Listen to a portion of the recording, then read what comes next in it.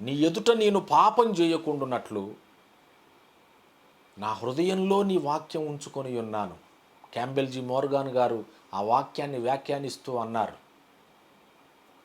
Bible best thing in the universe. ఎక్కడుంది? హృదయంలో ఉంది. Best place. ఎందుకు ఉంచబడింది? ఫర్ ద బెస్ట్ పర్పస్, పాపం చేయకుండానట్లు. Best thing in the universe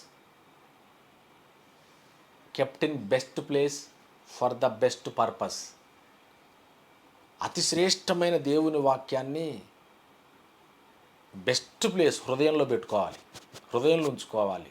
ఎందుకు అనంటే పాపము చేయకుండానట్లు, మన కాలు జారకుండానట్లు.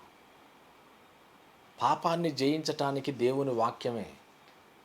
అంత మాత్రమే కాదు, అపవాదిని జయించటానికి కూడా వాక్యమే కదా.